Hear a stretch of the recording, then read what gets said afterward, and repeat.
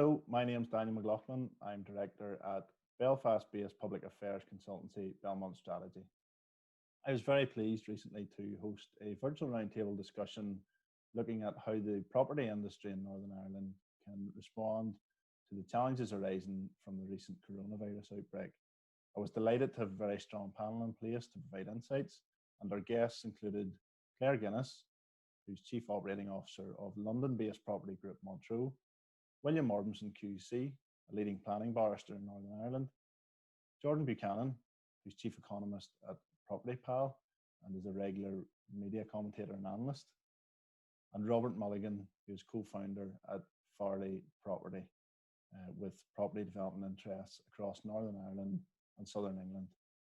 I kicked off proceedings by asking Claire and Robert to give their perspective on events of the last few months, and that set us up for what was a very interesting and insightful discussion, which I hope you will find useful.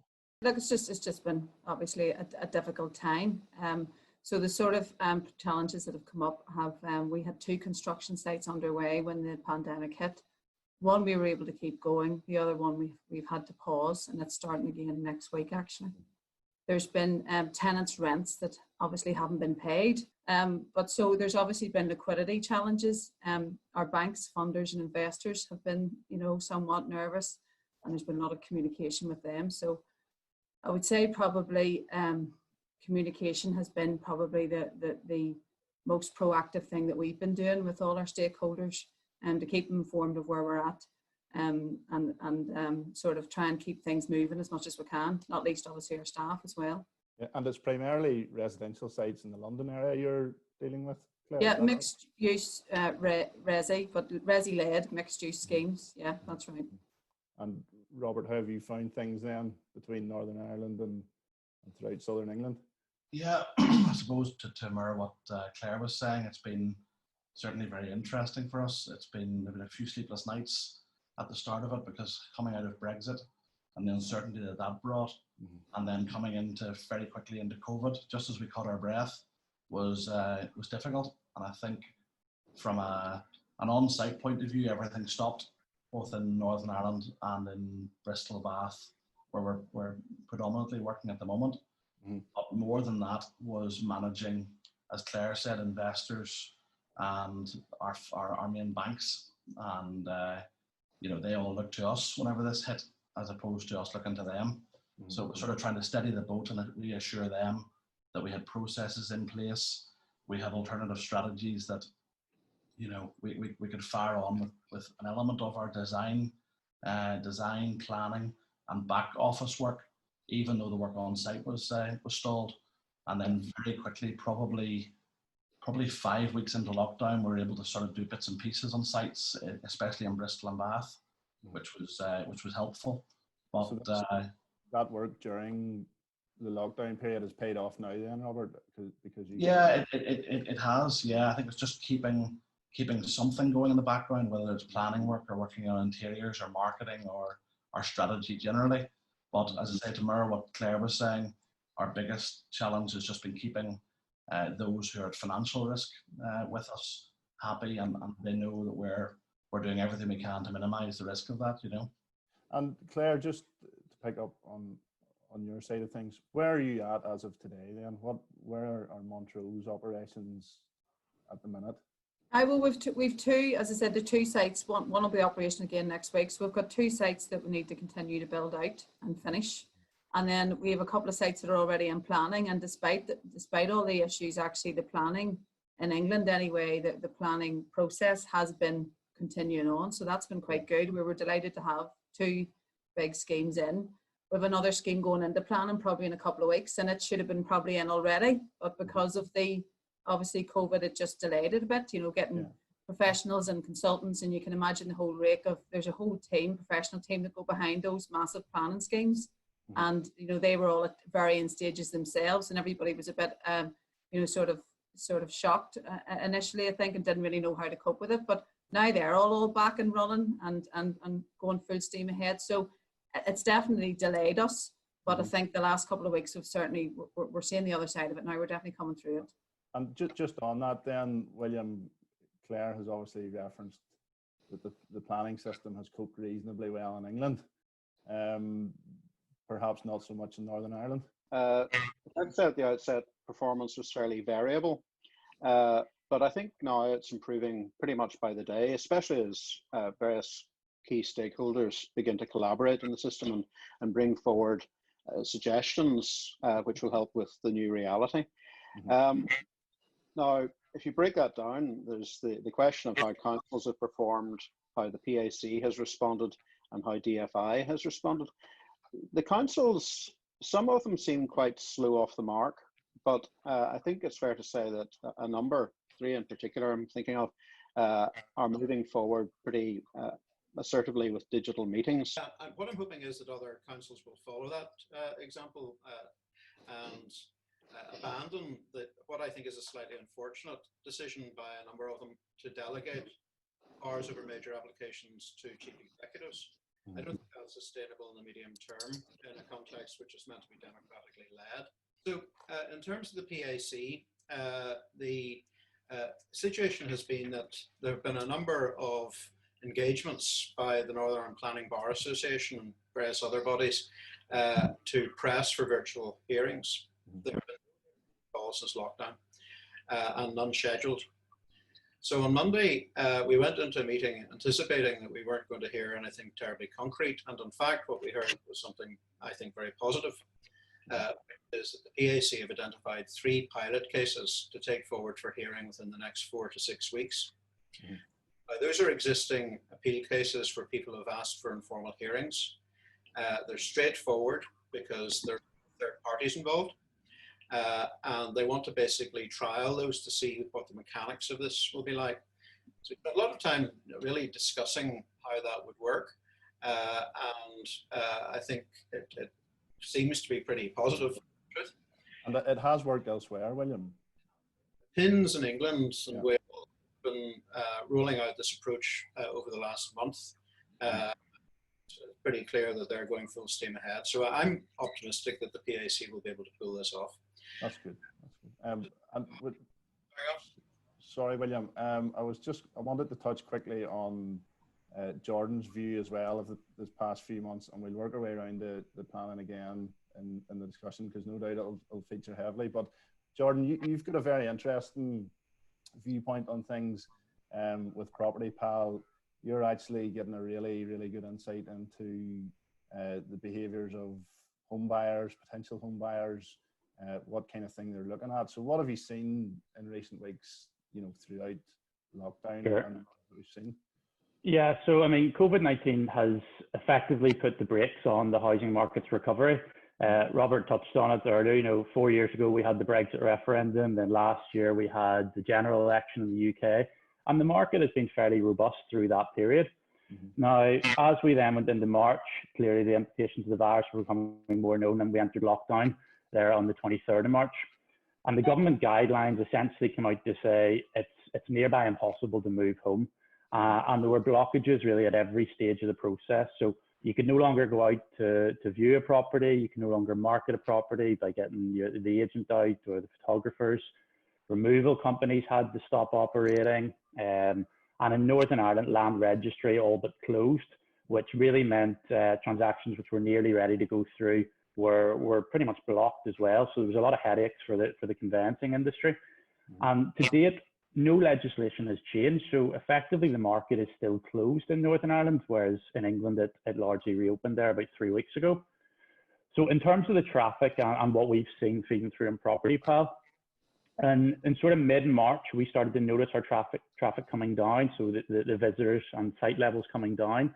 And I mean, that clearly makes sense as people were starting to scramble to think, flip, we need to start moving home. We need to think about our childcare situations.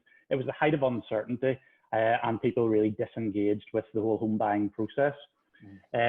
So traffic fell, inquiries level fell, and new listings of properties. So the amount of properties coming to the market, for instance, in April fell by 90%. We only added around 200 properties where we would normally add sort of 2,000, 2,500 in that month. Listings volume has continued to stay low, although it started to come back a wee bit there in the last month, or the last sort of 2-3 weeks, sorry, I should say. we have seen a huge increase in our traffic levels and the associated inquiries for properties. Overall visitors to the site are now back at sort of pre-COVID levels. And in terms of people who are actually inquiring about wanting to view a property, last month was our third highest month we've ever recorded for people looking at properties to move. And for rental properties, it was the highest we've ever seen. So there's certainly some evidence starting to feed through it. There's an appetite for people who are now starting to rethink their decisions about their current home situation. And there are some tentative signs that we may start to see a bit of a spike in demand as and when the restrictions are eased. Is it too early to tell, Jordan, or to read into any trends as to the type of properties that people are looking at? You know, are you seeing that people are more interested now, properties perhaps a little further away from Belfast, if remote working's going to become a thing? Are they looking for bigger gardens, maybe an extra bedroom? Yeah. So one of the things we did about 2 weeks ago, we launched a survey where we essentially designed it to try and understand, well, what matters to people now? You know, is it more important that you're closer to parks, closer to your family? Is it less important that you're closer to an urban environment? And all these different characteristics of what matters to people about the area they live and the direct features of the house. We only closed the survey last night, and we got a huge response, which is great. It gives us a really good understanding. I did look through it this morning just to get a bit of a flavour of the insight of what people were saying. Overwhelmingly, people want a detached property now, whereas they otherwise maybe would have looked for semi-detached.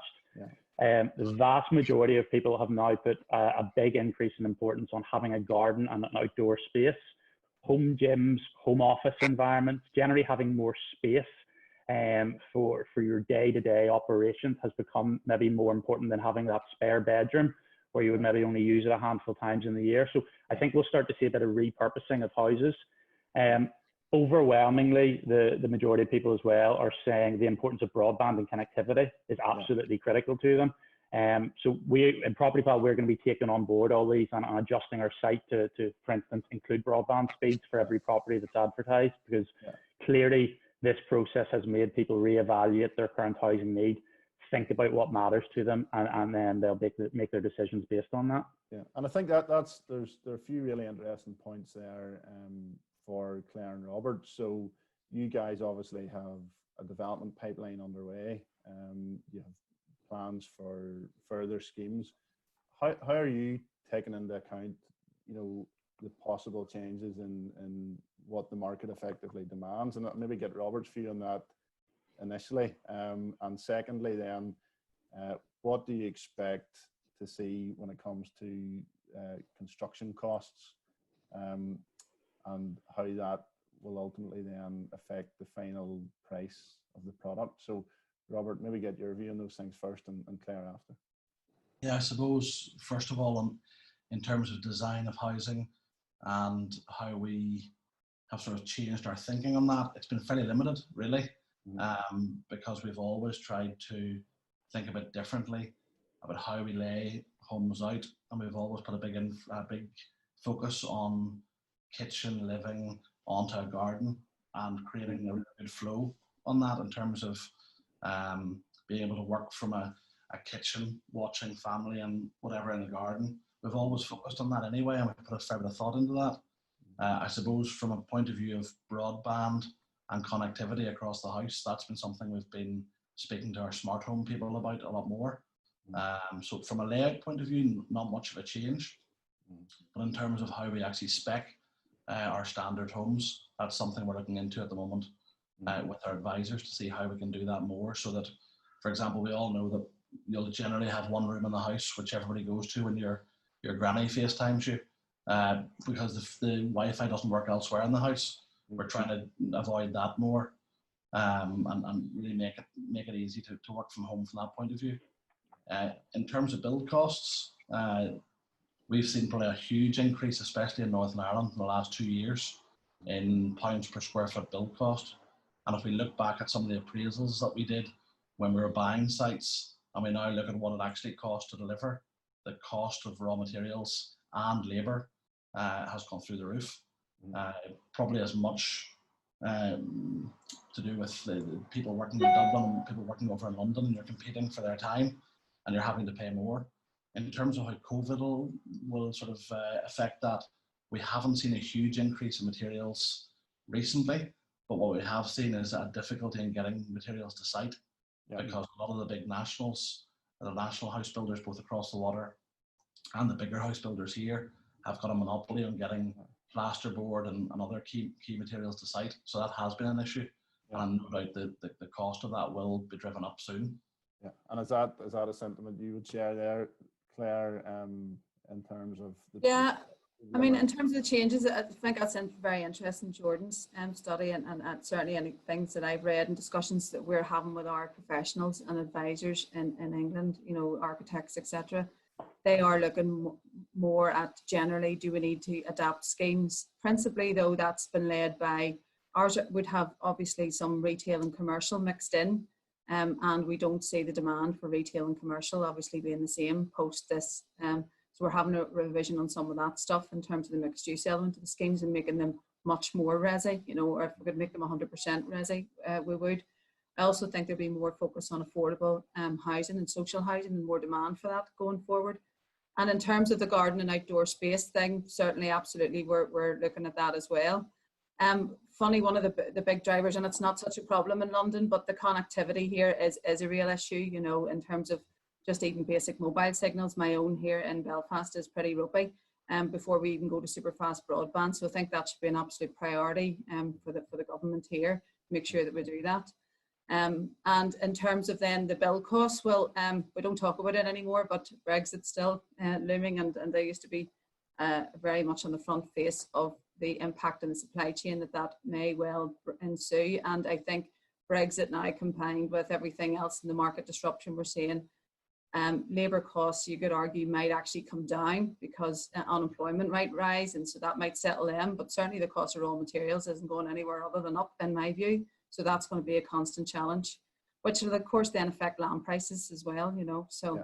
And just to tie into that then, William, obviously as the likes of Robert and Claire get going again, we need a planning service that can help facilitate this investment and help bring these projects forward. So positive news this week from the PAC, obviously.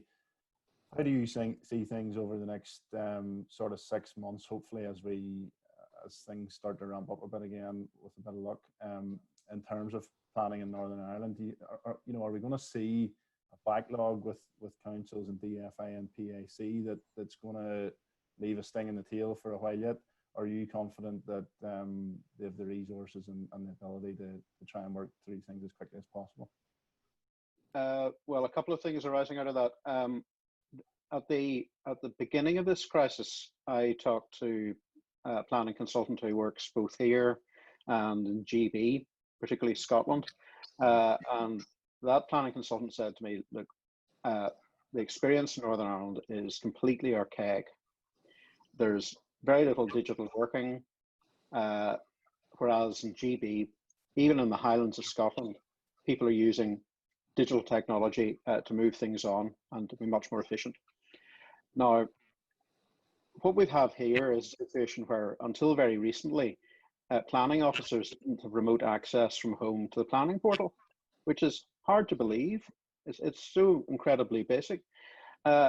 Things are moving on. I gather that laptops are being made available, digital access being made available. So what I'm hoping is that that march in technology can be accelerated dramatically in current circumstances to produce a speedier and more efficient planning service overall. So while there have been a few stutter steps, we've been held back, I think the moves that are underway at the moment, hopefully, will deliver a better planning service overall at all levels, and that will help us catch up. No, that's great. And I suppose then at the other end of the process, Jordan, it'd be interesting to get your view on a couple of things. First of all, how you see house prices going in Northern Ireland in the coming months, and secondly then, what are we likely to see from the banks in response to recent events? Is it going to be harder to get a mortgage? Are there fewer good mortgage deals out there?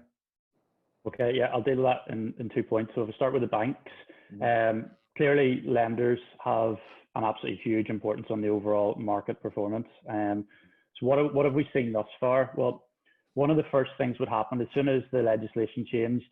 Surveyors were no longer allowed to go out to value properties, and that has had a huge impact on lenders and the level of deals that they provide. So, for instance, what we found, well, to be fair to banks as well, they were clearly operating at capacity. People requesting mortgage holidays, some people potentially off work. But one of the challenges that we've faced, and because surveyors can't go out, they couldn't value properties. So banks had to withdraw lots of their sort of 5, 10, 15% deposit deals. I'm sorry, I've got the numbers here in front of me, so I wanted to get them right here. So as it stands in the market for Northern Ireland, there is 0 mortgage products available for a 5% deposit and only 5 for a 10% deposit. Back in February this year, there were 27 and 83 deals respectively. So we have found a huge increase in lenders who have just pulled these high loan to value products from the market, which will essentially mean people who don't have the cash savings there for the first time buyer market are going to be omitted from potentially entering. That to me is one of the biggest barriers to the mortgage market going forward. And it's absolutely imperative that the legislation changes to allow surveyors to go out and actually get the market going. And hopefully, whenever that happens, lenders will start to bring back these deals and it will open up to a wider market. Has there been any progress on that, Jordan? I know it's something that you've been having conversations about. There is a lot of work going on internally. Clearly, as I said, we're what, 3, maybe 4 weeks behind England at this stage. So there's clearly an impetus to get things going.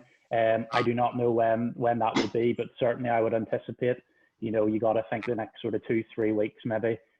We should be ready to hit the play button and get the market going. Okay, and no, that's good. And I guess for Claire and then Robert, a narrative or a point that I've seen coming up is this may offer the opportunity to see more residential development in city centres with other uses maybe falling away. Is that something that you guys are actively looking at or you see? And Claire, maybe get your view on that first. Yeah, I mean that's absolutely a real opportunity of the whole scenario.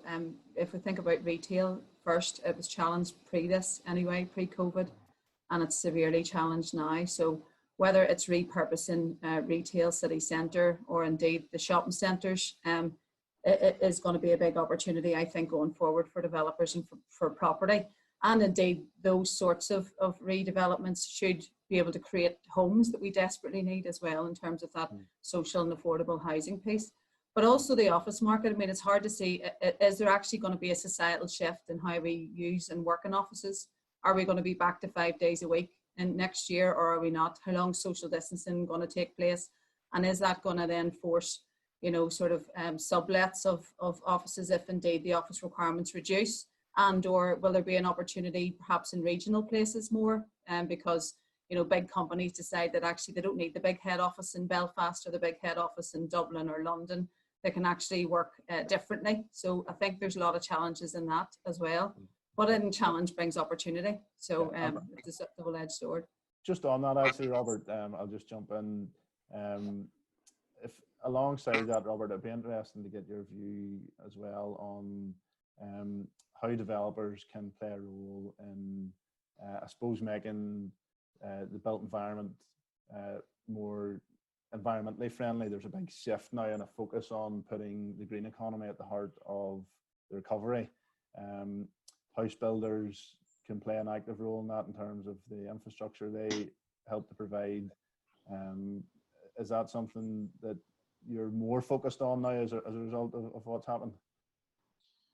Yeah, well, first of all, your points on city centre living, looking at those sort of opportunities. Daniel, I'm just looking at some figures. If we consider the mainland, Bristol, Bath, areas of London where both Claire's company and my company are active at the moment, there's the support of the planning system and a general real need for housing, which means you get plenty of support when you're putting in an application. About 2 years ago at MIPIM down in France, I was at an event held by Belfast contingent where the figure of 66,000 people, 66,000 more people living in the city of Belfast by 2035. And I was looking there, we're still under 300 new apartments delivered since then. Given the planning constraints, the fact that the council aren't mad keen for you to go for 10 or 11 stories, but also the figures that we had worked out, there would need to be 10 OBEL towers per year for the next 10 years to meet the targets.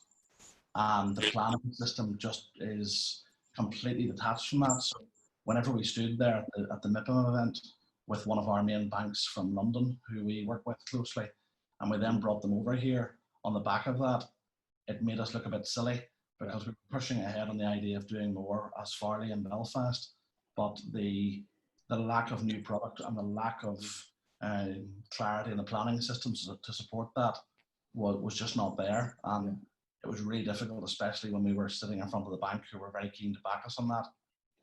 It was a great marketing title, this new Belfast agenda, but the backup just was never there to support it, and that was our view, you know. Yeah, and it's an interesting point actually, Robert, and we've just had a question come through that provides an interesting contrast to the potential for city centre living. William, it's something you might have a view on. Councils have obviously been keen to encourage and increase the level of town and city centre living. As Robert says, maybe hasn't been without its challenges, but are they going to have to look again at those housing growth strategies, William, given recent events and given the fact that people may now be looking elsewhere?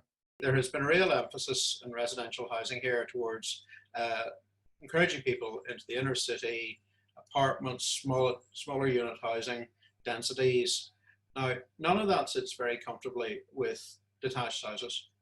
And if there is a market preference towards detached housing with gardens, that will require much more land take than is currently being catered for or being contemplated.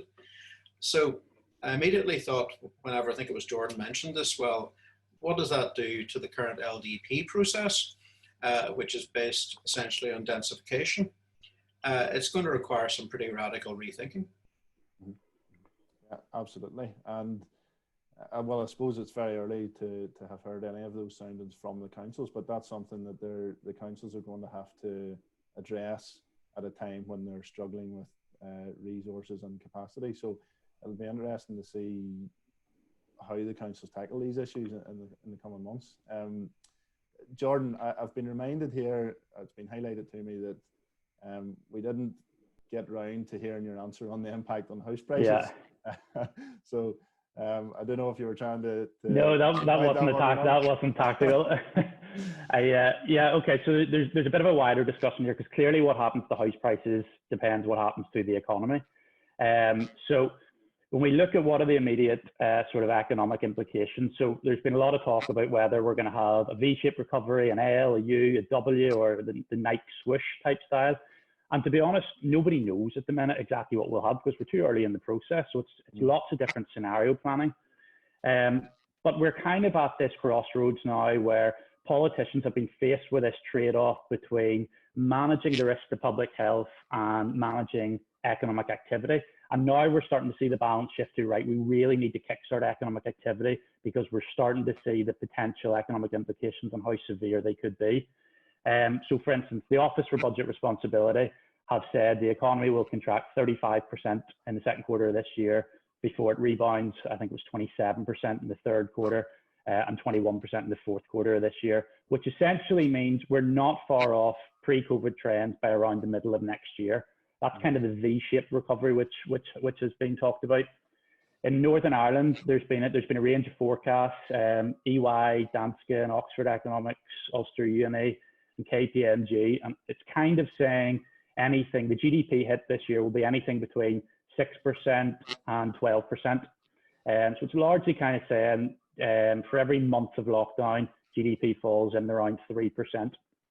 So looking at the labour market implications, what we know to date, I've done some work and I estimate that there are approximately 230,000 people on furlough in Northern Ireland, which, so that's on the job retention scheme, and potentially about sort of 50,000 people who are availing of the self-employed income support. So you're talking really about maybe 300,000 odd people who are on some form of government support. And all of that is really just to prevent mass redundancies at the minute. That's been the government's lifeline thrown, right? Let's keep things ticking along until we're at the point to reboot the economy. And we're now at that point of rebooting. So what we already know is unemployment increased in Northern Ireland last month by around 30,000 people. The unemployment rate doubled. So we were already seeing the impact that it was having. But of those 230,000 people on furlough, the big question is how many of those are going to have a job to go back to, or how inevitable is it that they are going to lose their jobs? So even if we take a fairly optimistic view of that, where say a fifth of them don't get to go back to work, you're talking an unemployment rate in Northern Ireland of around 12%. Yeah. And it's impossible that will not have implications on the housing market. Yeah. So at the minute, the short-term house prices are all being driven by psychology, because people think prices are going to fall, so they're going in and asking for maybe 5%, 10% off. And at the minute, it depends on how open sellers are receptive to that, or equally if they're buying a house after, if they can get that off their next property, and it becomes its own feedback loop. Mm-hmm. Because at the minute, while those schemes are in place, largely speaking, incomes are generally protected. So the economic outworkings will not have fed through. It's what happens come, say, September, October time, as the furlough scheme is being unwound, we will really start to see the true implications of how many people are losing their job, how many people income is down, how many people have maybe gone into arrears on their house, and I think linked to that, the extent to which banks rush to repossess. Yeah, and just on that, Jordan, we've had an interesting question come in, one for Robert and Claire. It's very likely that as a result of recent events, waiting lists for social and affordable housing will increase. And there's a good question here asking how developers can work with housing associations in Northern Ireland to bring forward new quality mixed tenure schemes. So interested to get your views on that. Robert, maybe if you want to take the lead in that one. Claire, you can give a view, obviously a bit more London based, but is that something you've thought about? Yeah, it is. It's something that Claire and I were speaking about before this. It's not just a responsibility that developers have, but it's also a very attractive proposition, because especially in times like this, you have to a degree a guaranteed takeout on the units. So where most sort of private developers have been criticised for maybe not bringing in social housing or affordable housing, if it's structured in the right way and the funding is there to support it, developers are massively keen to integrate that. Even if it's not 100% social or affordable scheme, there's a big attraction to do it if there's a pre-signed agreement to take those on at the end. It really balances up with the private side of things that we're doing. So we're very, very keen to do more of that. I think it's trying to find the land that allows you to do the scale that makes any real impact. Yeah. At the moment, certainly across the water, that's doable in your major cities, because there's still plenty of opportunity and a big encouragement to regenerate areas. Is that a sentiment that you would share, Claire? It is. I think it's a massive opportunity. We've got a huge need here, and never mind the developer side of it, but just as an altruistic side, I would love to see Northern Ireland fulfil the great need that we have for social and affordable housing. I think what it needs is, it's funny, we were talking about, in England they have, for example, permitted development, PD rights, etc. They enable you to very quickly change the use of, for example, an office into apartments and affordable units, etc. I think it comes into planning. There's a whole joined up approach and a lot more energy and new thinking required, I think, in this particular area. And you just kind of think if you got the right people in a room and banged a lot of heads together, you would crack this. Because at the minute it's a bit like, I think from my understanding of it and from what I've heard and seen, it's like treading water, trying to get through, wading through treacle was maybe what I was supposed to say, in terms of trying to get your scheme, agreed with the housing association through planning and all the different aspects. It's just it takes too long, and it's too archaic the way that we approach it. Probably buttoning into, William, some of what you were saying earlier. And William, another thing that we've discussed ourselves recently, obviously the planning system has adapted here to an extent. We've seen some measures introduced, such as the removal of the need to hold a physical consultation event before the submission of major schemes. A question that has come up here, which has crossed my mind as well.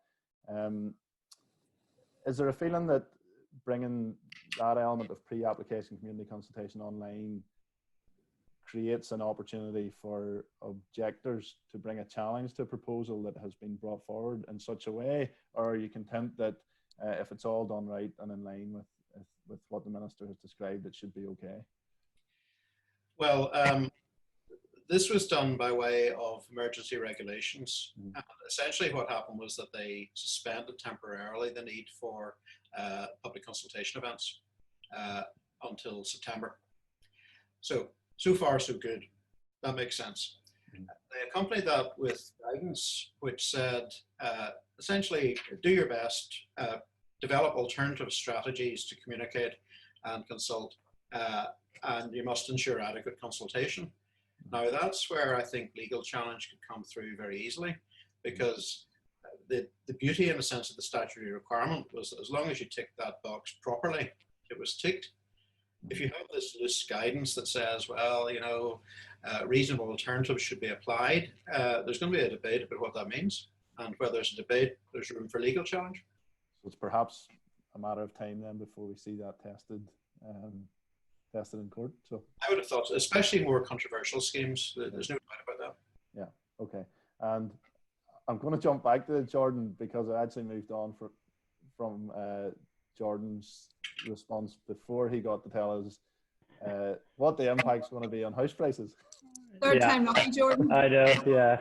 I promise I'm not darting the question. Okay, short term, I think, so next sort of 2 to 3 months, I think it's going to be driven by psychology pricing, not by the fundamental economic drivers.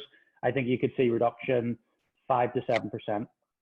Medium to long term, it all depends, as I was trying to get to, about what happens with the furlough scheme. If we were to get the V-shaped recovery, which the likes of the OBR are predicting, I think you'll start to see house prices recover pretty quickly throughout 2021.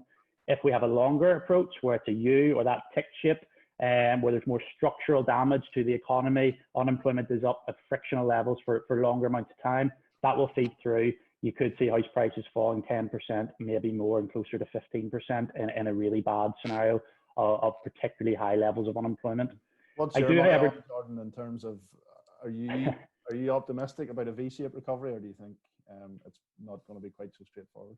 Yeah, I kind of am a glass half full in this. I kind of agree with some of what Robert was saying earlier, where I think memories will be relatively short-lived, in that I think there will be structural changes to offices, and that people will be rethinking how we actually function as economies. You know, do we need to have everyone starting at 9 a.m. and commuting for an hour to get to work? I think that sort of change, the flexible working environment, will alter, but I still think there will be a space for the office environment. You've got to remember, not a lot of people live particularly in great accommodation, and maybe don't have good Wi-Fi, and they need their hub to work, sort of thing. The biggest bit where it's so hard to predict is human behavior, because we don't know what human response will be.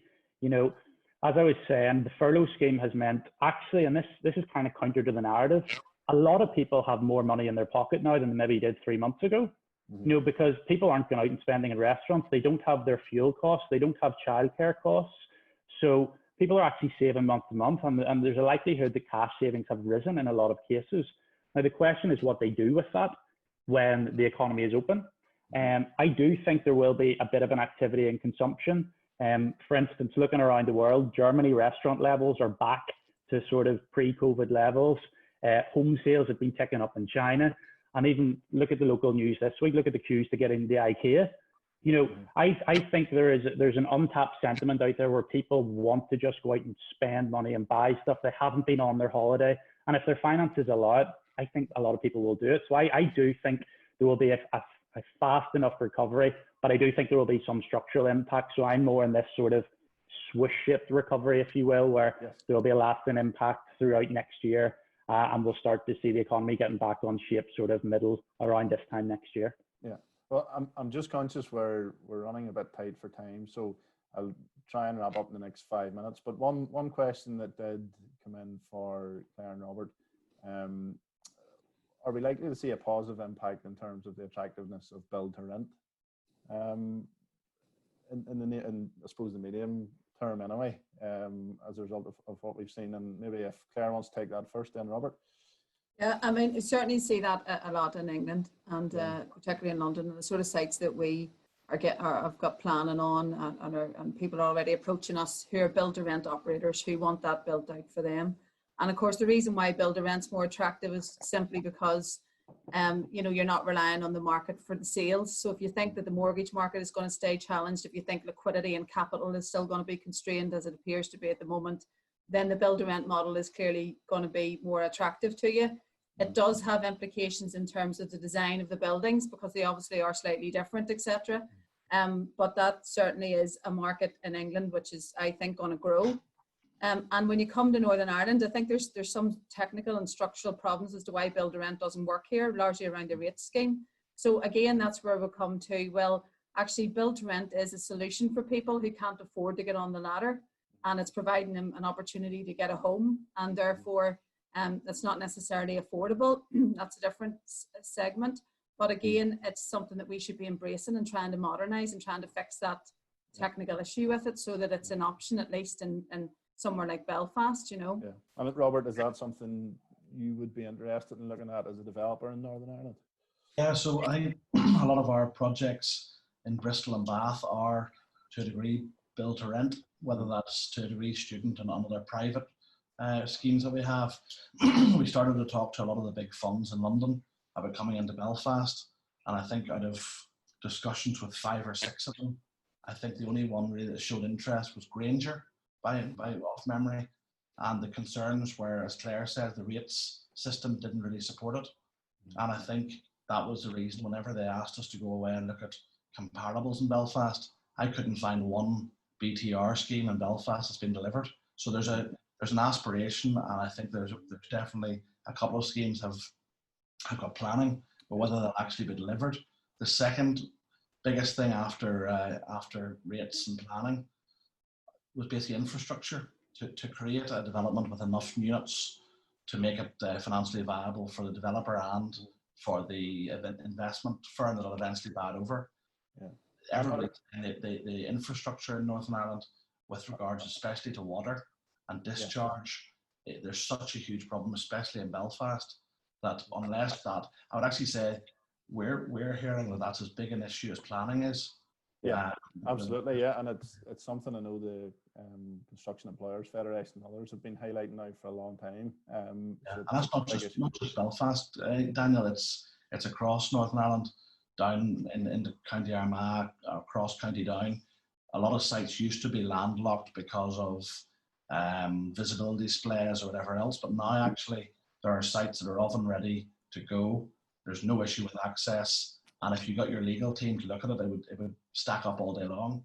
But you're actually ending up landlocked from the point of view that you can't get a consent to discharge because the water system's overdone. Yeah. You're having to put in huge money to put in tanks and everything else. So that's something that really needs to be looked at, especially for BTR in the centre of Belfast. Yeah, and it leads on to an important point, and we'll wrap up in a couple of minutes. But at times like this, there's inevitably a discussion that forms to say that the executive and others should invest heavily in infrastructure, for a number of reasons, including the economic impact that it will have. William, I'd just be interested to get your view on that. Do you think that's a step that would result in real benefits throughout the local economy? Use this time to shore up our infrastructure, spend on infrastructure, and create jobs in that sense? Yes, I think that must be right. Any investment in infrastructure will pump prime the construction sector, no doubt about that. I see there was a question from somebody asking about water and drainage infrastructure, and that is pretty critical in terms of helping the housing market, because it is creating, no pun intended, a blockage. So the sooner that goes, the better. The question is, where's the money going to come from? The bill for COVID is going to be horrific. And dread to think what our tax bills are going to be for the foreseeable. So unless the Chancellor comes up with a lot of funding, I'm not sure where it's coming from, but it is needed. No, fair point, absolutely. Jordan, do you want to touch on that just to finish us up? Yeah, that's one of the things I was hearing a lot from the work I've been doing with developers. Before COVID, it was all around the challenges for water. I mean, Robert said it as well. The Belfast City Council came out with their plans. They wanted to boost city centre living by 2033 to sort of 33,000 additional people or whatever it was. And then the week after, NI Water came out and say, okay, but we need £1 billion just to service Belfast, and we need £3 billion to service the rest of Northern Ireland. So it needs to be a joined up approach where it's not, here's an LDP for this council, we're going to do it for this, but NI Water say this, and the infrastructure grid says that. It needs to be a collective approach to how we look at housing across all of Northern Ireland there. Yeah. And sorry, the second point to that is around the tax base, because we need to start be thinking about how we can actually sustain ourselves to make these decisions, because the Chancellor, for instance, he's done a great job, but I could stand up with £150 billion and get people to like me as well. Whereas, in 2 to 3 years' time, that's when the real conversations around, right, how do we start to refinance this? And they need to start to be looking at tax rises and these self-sustaining measures. And Northern Ireland has long dodged those conversations of how we start to improve our own sustainability. I think that will have to come much more to the forefront, and we'll need a sort of fiscal sustainability council to be the ones driving that agenda. Yeah, no, a proper industrial strategy, I think, for Northern Ireland. A clear, coherent, investable industrial strategy, and I haven't seen it if anybody else has. Yeah, no, they're definitely, based on what you're saying there, Jordan, and others, they're going to have to be difficult decisions taken, potentially unpopular decisions, but ultimately, if that helps things get going in a broader sense, then there are decisions that are going to have to be made. Claire, you touched on an interesting point there. One of my concerns throughout this process is that work on everything else stops, whether it's industrial strategy, energy strategy. I do quite a bit of work in the energy sector, so I'm really keen to see, how those things have continued to progress in recent months, and hopefully there's not a huge backlog created there. And the fact that it stops, Daniel, is of course counterintuitive, because what we should actually be doing is forging ahead with those things, but I would probably, I don't have an informed view on it, but I would probably guess a lot of things have stalled and stopped. Yeah. And we should absolutely be doing the complete opposite to that. 100%. So look, I'm conscious we've run over almost 10 minutes. One thing I had to ask you to do, and I hope this helps us end on a positive note, is sum up your outlook for the next sort of 12, 24 months in 3 words or less. So we'll maybe start with Claire and then work our way around. Claire, Jordan, Robert and William then. So 3 words at the most. Stimulus for change. Jordan? Automation, environment, anti-globalization. Robert? I would say opportunity, change, and hopefully growth. Good stuff. And William, you have the chance then to have the final word. Accentuate the positive. Very good. That's great. Well, look, on that note, I think we'll bring things to a close. As I say, apologies, we've run over a bit. We could probably have this discussion for a couple of hours, if the truth be told. We've covered a good bit of ground there. Obviously, a lot of challenges at the minute, but hopefully some cause for optimism there too. It's something we may get together again in the future, as things become a bit clearer, to have this discussion again. But in the meantime, thanks to everyone who has attended. Thanks for submitting questions. Sorry if I didn't get to include your question. We had quite a few come in there. Feel free to follow up by email and we'll try and get back to you. But thanks very much for joining us. Thanks very much to the panelists for their time. I think it was really interesting. Some very, very, very interesting viewpoints there. So thank you very much, everyone.